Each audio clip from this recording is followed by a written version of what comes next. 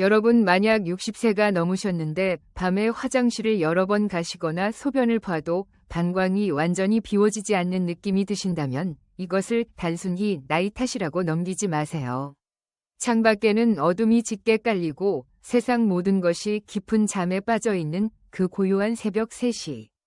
홀로 깨어 차가운 화장실 바닥에 발을 디뎌야 하는 그 서글픈 심정을 우리는 너무나 잘 알고 있습니다. 이불 속에 온기를 뒤로하고 무거운 몸을 일으킬 때마다 거울 속에 비친 자신의 모습에서 세월의 야속함을 느끼며 한숨 쉬었던 적이 얼마나 많으셨습니까? 소변 줄기가 예전 같지 않게 힘없이 떨어질 때, 혹은 일을 다 보았다고 생각해서 옷을 추스르는데 찜찜하게 남아있는 잔요감이 다시금 마음을 짓누를 때, 우리는 단순히 신체의 불편함을 넘어서서 남성으로서의 자존감이 조금씩 허물어지는 듯한 상실감을 맛보곤 합니다.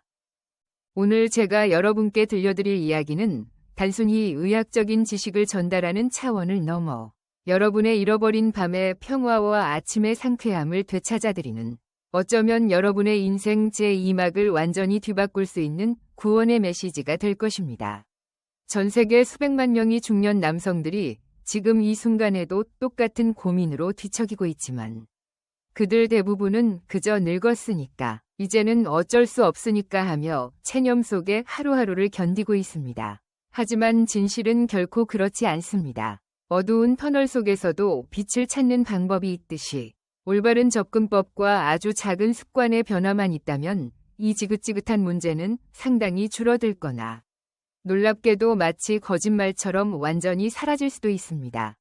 솔직히 우리끼리 터놓고 이야기해봅시다. 전립선 문제라는 것, 참으로 껄끄럽고 어디 가서 시원하게 말하기 힘든 주제입니다. 친구들과의 술자리에서도, 사랑하는 아내에게조차도 선뜻 내비치기 어려운 남성만의 깊은 고독과도 같은 병입니다. 하지만 오늘 전해드릴 소식은 그 고독을 희망으로 바꿀 수 있는 따뜻한 등불과도 같습니다.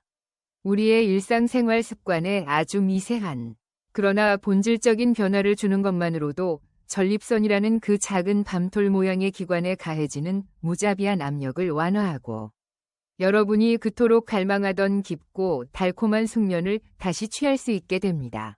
본격적인 이야기에 앞서 지금 이 순간에도 여러분과 같은 고민을 안고 계신 수많은 분들과 연대하는 마음으로 잠시 시간을 내어 따뜻한 댓글 한 줄과 좋아요를 눌러주신다면 우리의 이 소중한 소통이 더 널리 퍼져나갈 수 있을 것입니다. 여러분의 경험은 결코 혼자만의 것이 아니면 우리가 함께 목소리를 낼 때 비로소 이 금기시되지만 너무나도 중요한 주제에 환한 빛을 비출 수 있습니다. 자, 그렇다면 도대체 왜 여러분의 전립선은 주인인 여러분에게 그토록 간절한 경고 신호를 보내고 있는 것일까요? 그리고 그 신호를 미리 알아채고 예방하기 위해 우리는 무엇을 할 수 있을까요? 안녕하십니까? 여러분의 건강한 노후를 진심으로 응원하는 노년의 욕구와 함께하고 계십니다. 저는 지난 25년이 넘는 긴 세월 동안 비뇨의학과 전문의로서 진료실을 지켜온 이세나입니다. 그 오랜 시간 동안 전립선 문제로 고통받으며 찾아오신 수천 명의 환자분들의 눈빛을 마주하며 제가 확실하게 깨달은 진리가 하나 있습니다. 이것은 결코 단순히 흘러가는 세월이나 나이의 문제가 아닙니다. 우리가 무의식 중에 행하는 너무나 사소해서 인식조차 하지 못했던 일상적인 습관들이 마치 가랑비에 옷 젖듯이 전립선에 불필요한 압력을 가하고 끝내 비대증이라는 거대한 벽을 쌓아 올리게 만드는 것입니다. 가장 흔한 예로 소변 참기를 한번 떠올려 보십시오. 중요한 회의 시간이거나 운전 중이거나 혹은 그저 따뜻한 소파에 앉아 재미있는 TV 드라마를 보고 있을 때 우리는 무심코 요일을 느끼면서도 조금만 더 있다가 가자 라고 타협하곤 합니다. 하지만 여러분이 화장실에 가는 것을 미루고 괄약근을 조이며 참기로 결정하는 그 순간 여러분의 방광과 전립선은 엄청난 압박을 견뎌내야만 합니다. 마치 물이 가득 찬 풍선을 손으로 꽉 쥐고 있는 것과 같습니다. 시간이 흐르면서 탄력 있던 방광 근육은 늘어나고 얇아지며 그 아래 위치한 전립선은 위에서 누르는 압력에 시달리게 됩니다. 이것이 반복되면 필연적으로 심각한 배뇨 장애로 이어질 수밖에 없습니다. 과도하게 부풀려진 풍선을 상상해 보세요. 처음에는 팽팽하고 건강해 보이지만 한 개치 이상으로 늘어났다 줄어들었다를 반복하면 고무는 흐물흐물해지고 구조적으로 약해져 더 이상 원래의 탄력을 유지할 수 없게 됩니다. 이것이 바로 여러분의 배뇨 시스템 내부에서 일어나고 있는 비극입니다. 그렇기에 요의가 느껴지는 그 즉시 주저하지 말고 화장실로 향하는 것이 여러분의 전립선을 지키는 첫 번째 철칙입니다. 조금만 더 기다려도 괜찮을 거야 라는 아니란 생각은 전립선에게는 고문과도 같습니다.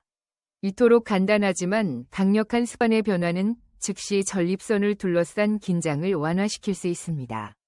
빈뇨 문제를 근본적으로 해결하고 밤마다 잠에서 깨어 화장실을 들락거리는 야간 각성을 무려 40%나 줄여주며 고통스러운 요로 감염까지 예방하는 기적을 만들어냅니다.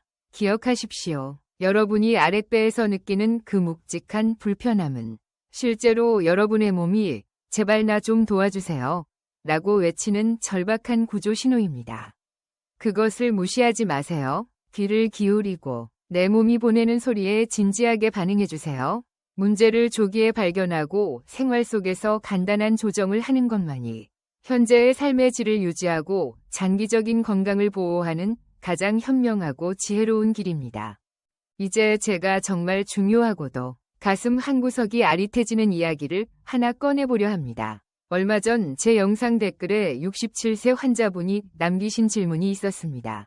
그분은 직접 병원에 찾아와 묻기에는 너무나 부끄럽고 수치스러워 차마 입을 떼지 못하고 가족을 통해 조심스럽게 질문을 남기셨습니다. 내용은 이러했습니다. 자위 후 정액이 나오지 않습니다. 혹시 제 몸이 다 망가진 건 아닐까요? 그리고 이 문제 때문에 곁에 있는 배우자분까지도 혹시 큰 병이 아닐까 걱정하며 밤잠을 설치신다고 하셨습니다. 여러분, 이것은 비단 이 환자분만의 고민이 아닙니다. 정말 많은 분들이 거울 앞에서 혹은 잠자리 후 허탈감 속에서 스스로에게 던지는 질문입니다. 하지만 사회적인 체면 때문에 혹은 나무새스럽다는 생각 때문에 의사에게조차 묻지 못하고 속으로만 끙끙 앓습니다. 오늘 제가 여러분께 그 베일을 벗겨드리고 과학적으로 명확하게 설명드리겠습니다. 모든 남성이 마음속으로 궁금해하지만 입 밖으로 내지 못했던 그 금기의 질문, 그리고 전립선 건강에 대해 가장 많이 오해하고 있는 진실을 마주할 시간입니다. 자위 행위, 과연 전립선 건강을 보호하는 방패일까요? 아니면 오히려 해를 끼치는 칼날일까요? 특히 60세가 넘어서도 이런 행위를 하는 것이 주책은 아닐까 고민하시는 분들이 많을 겁니다. 하지만 걱정하지 마세요. 오늘 제가 여러분과 나눌 이야기는 도덕적 판단이나 금기가 아니라 오로지 여러분의 건강을 위한 진짜 과학적 정보입니다. 여러분이 어디선가 들었을지 모르는 좋다, 나쁘다 의 이분법적인 딱지를 떼어내고 실제로 무엇이 여러분의 전립선에 유익하고 무엇이 해로운지 그 깊은 내막을 들여다보게 될 것입니다. 제가 전립선의 모든 비밀을 숨김없이 여러분의 인식을 완전히 뒤바꿀 과학적 발견들을 토대로 공개하겠습니다. 전립선은 우리 몸 깊숙한 곳, 방광 바로 아래에서 요도를 감싸고 있는 호도 크기 정도의 작은 셈입니다. 작지만 그 역할은 지대하여 정자에 영양을 공급하고 보호하는 중요한 액체를 생산해냅니다. 하지만 야속하게도 나이가 들면서 이 전립선은 점점 커지게 됩니다. 때로는 아주 천천히, 때로는 걷잡을 수 없이 빠르게 말입니다. 이렇게 비대해진 조직은 요도를 압박하여 소변을 보기 어렵게 만들고 밤이면 밤마다 화장실을 찾게 만들며 심지어는 더 심각한 질병의 위험을 증가시킵니다. 그렇다면 여기서 자위 행위와 전립선 비대 사이에는 어떤 연관성이 있을까요? 2016년 하버드 대학교 연구진은 무려 20년 가까운 시간 동안 3만 2천여 명의 남성을 추적 조사하는 기념비적인 연구를 수행했습니다. 그 결과는 당시 의학계를 발칵 뒤집어 놓을 만큼 놀라웠습니다. 한 달에 21회 이상 사정한 남성들은 한 달에 4회에서 7회 정도 사정한 남성들에 비해 전립선암 발병 위험이 무려 33%나 낮았던 것입니다. 이것은 단 하나의 우연한 연구 결과가 아닙니다. 지구 반대편 호주에서의 연구도 유럽에서의 연구도 모두 유사한 결과를 보여주며 이 사실을 뒷받침했습니다. 도대체 왜 이런 결과가 나왔을까요? 그 원리는 생각보다 단순하면서도 심오합니다. 전립선은 매일매일 액체를 생산해냅니다. 그런데 이 액체가 배출되지 않고 샘 안에 너무 오랫동안 고여있게 되면 그 안에서 독소가 쌓이고 오래된 세포들이 침전되면서 염증을 유발하는 화약고가 됩니다. 규칙적인 사정은 마치 흐르는 물이 썩지 않듯이 이 액체를 밖으로 배출하고 새로운 액체로 순환시키는 역할을 합니다. 본질적으로 전립선이라는 시스템을 깨끗하게 청소하는 과정인 셈입니다. 게다가 사정은 단순히 물리적인 배출을 넘어 스트레스를 감소시키고 코르티솔 수치를 낮추며 세포 재생을 돕고 골반 주변의 혈액순환을 개선하여 호르몬 균형을 최적화하는 추가적인 이점까지 선물합니다. 하지만 여기서 가장 중요한 것은 균형입니다. 과유불급이라는 말처럼 무엇이든 지나치면 독이 됩니다. 대부분의 남성에게 적절한 주기의 배출은 유익하지만 만약 이것이 강박적인 행동이 되어 피로를 유발하거나 통증을 동반한다면 그것은 멈춰야 할 신호입니다. 여러분의 몸이 들려주는 소리에 귀를 기울이세요. 행위 후에 에너지가 솟고 개운함이 느껴지나요? 아니면 기운이 빠지고 허탈함만 남나요? 이완을 위해 하는 것인가요? 아니면 어떤 강박 때문에 의무적으로 하는 것인가요? 여러분의 몸은 거짓말을 하지 않습니다. 자, 이제 이론을 넘어서 여러분의 전립선을 실질적으로 변화시킬 수 있는, 그러나 누구나 쉽게 따라할 수 있는 3가지 일상적인 습관에 대해 이야기해 보겠습니다. 이 습관들은 겉보기에는 너무나 사소해 보일 수 있지만 이것들이 쌓이고 쌓여 규칙적인 리듬이 되었을 때 만들어내는 변화는 그야말로 기적에 가깝습니다. 첫 번째 습관은 바로 전략적 수분 섭취입니다. 물 마시는 게 뭐 그리 대수냐 라고 생각하실 수 있겠지만 그 영향력은 여러분의 상상을 초월합니다. 나이가 들면서 우리 뇌의 갈증 중추는 감각이 무뎌집니다. 그래서 많은 남성들이 몸이 필요로 하는 것보다 훨씬 적은 양의 물을 마시게 됩니다. 물이 부족하면 소변은 농축되어 진해지고 산성을 띠게 되며 이것은 예민해진 방광과 전립선을 자극하여 더욱 잦은 요일을 느끼게 만듭니다. 하지만 무턱대고 물을 많이 마시는 것이 능사는 아닙니다. 핵심은 하루 종일 섭취량을 현명하게 분배하는 타이밍 에이스입니다. 전립선을 위한 수분 섭취 프로토콜은 이렇습니다. 아침에 눈을 뜨고 활동하는 낮 시간 동안에는 물을 조금씩 자주 마셔주세요. 마치 메마른 대지에 비가 스며들 듯 꾸준히 한 모금씩 마시는 겁니다. 하지만 해가 기울기 시작하는 오후 4시 이후부터는 섭취량을 점차 줄이셔야 합니다. 그리고 저녁 7시 이후에는 갈증을 해소할 정도의 절대 최소량만 마시는 것이 좋습니다. 2만 명 이상의 남성을 대상으로 한 대규모 연구에 따르면 이렇게 물 마시는 시간만 조절하는 간단한 전략만으로도 야간 소변 빈도를 41%나 감소시켰다고 합니다. 밤에 화장실 가는 횟수가 절반으로 줄어든다는 것. 상상만 해도 개운하지 않으신가요? 두 번째 습관은 식후 걷기의 기적입니다. 식사 후에 배가 부르다고 바로 소파에 눕거나 TV 앞에 앉아 계시진 않나요? 식후에 즐기는 가벼운 산책은 단순한 운동이 아니라 전립선을 위한 보약입니다. 우리가 걸을 때 골반 근육이 움직이고 그 움직임은 골반 깊숙한 곳에 위치한 전립선 주변의 혈액순환을 돕는 펌프 역할을 합니다. 혈액이 잘 돌면 전립선 조직에 더 많은 산소와 영양분이 공급되고 염증 물질은 씻겨 내려갑니다. 상파울루 대학교의 연구에 따르면 점심과 저녁 식사 후 단 10분에서 15분 정도만 걸은 남성들은 그렇지 않은 남성들에 비해 전립선 비대 증상이 35%나 적었다고 합니다. 거창하게 등산을 하거나 마라톤을 뛸 필요는 없습니다.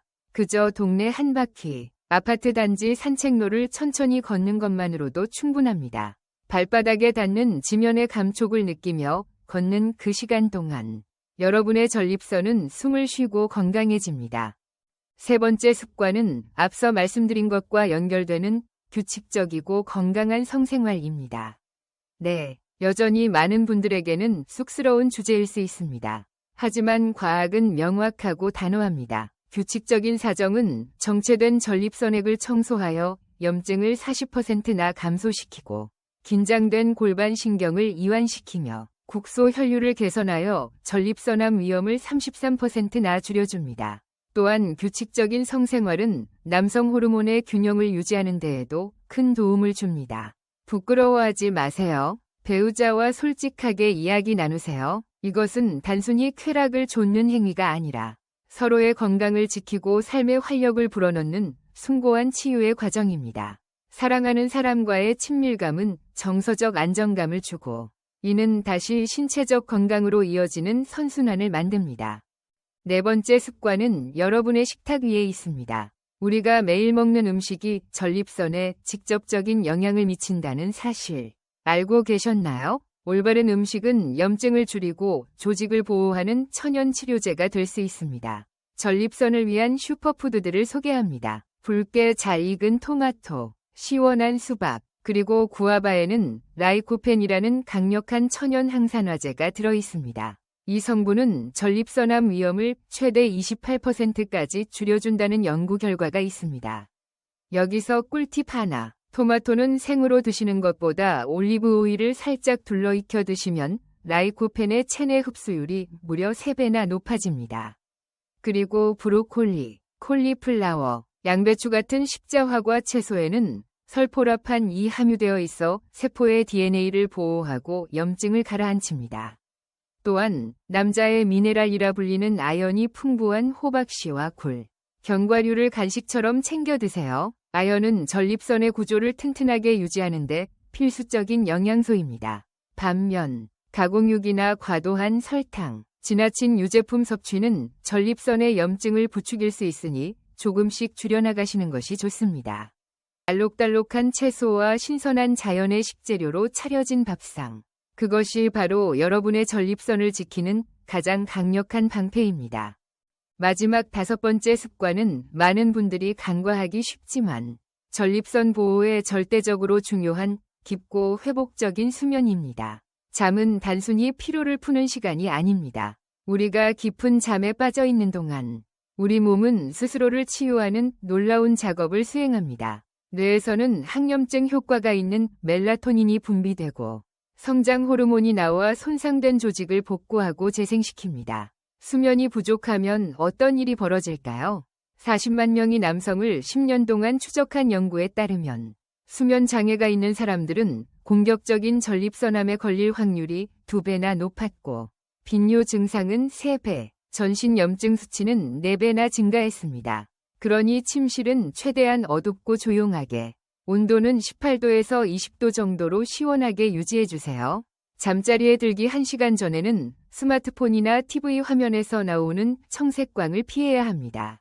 이 빛은 수면 유도 호르몬인 멜라토닌을 파괴하기 때문입니다. 잠은 사치가 아닙니다. 그것은 여러분의 전립선이 하루의 고단함을 씻어내고 다시 태어나는 신성한 시간입니다. 자, 이제 우리는 가장 중요한 결론에 도달하고 있습니다. 이 5가지 습관들이 하나하나 모여 시너지 효과를 낼 때 여러분의 전립선 건강에는 어떤 변화가 일어날까요? 여러분의 전립선은 마치 보이지 않는 곳에서 묵묵히 집을 지키는 수호자와 같습니다. 우리가 그 수호자에게 조금만 관심을 기울이고 좋은 환경을 만들어준다면 그 보답은 엄청납니다. 이 습관들을 모두 실천했을 때 암 위험은 절반으로 줄어들고 소변 때문에 겪는 고통스러운 증상은 65%나 개선되며 전반적인 삶의 질은 80% 이상 향상된다는 데이터가 있습니다. 밤에 깨는 횟수가 1회 이하로 줄어들어 아침에 눈을 떴을 때 개운함을 느끼는 그 기분. 상상만 해도 벅차오르지 않습니까? 이제 여러분을 위한 구체적인 30일 행동 계획을 제안합니다. 너무 거창하게 생각하지 마세요. 천리길도 한 걸음부터입니다. 1주차는 기초 다지기입니다. 오늘부터 당장 물 마시는 습관을 바꿔보세요. 낮에는 충분히, 저녁 7시 이후에는 딱 끊는 겁니다. 그리고 점심 식사 후 딱 10분만 걸어보세요. 2주차는 가속화 단계입니다. 이번 주에는 식탁에 익힌 토마토 요리를 3번만 올려보세요. 저녁 식사 후에도 산책을 추가하고 입이 심심할 땐 호박씨를 드셔보세요. 3주차는 최적화입니다. 침실 환경을 점검하고 배우자와 건강에 대해 솔직한 대화를 나누어 보세요. 브로콜리나 양배추 같은 채소를 매일 조금씩이라도 드시는 겁니다. 4주차는 변화위 시간입니다. 지난 3주간의 노력을 되돌아보세요. 분명 밤에 화장실 가는 횟수가 줄고 몸이 한결 가벼워진 것을 느끼실 겁니다. 그 작은 승리감을 만끽하세요. 전립선암이 치료될 수 있냐는 질문에 대한 저의 대답은 네, 분명한 희망이 있습니다. 입니다.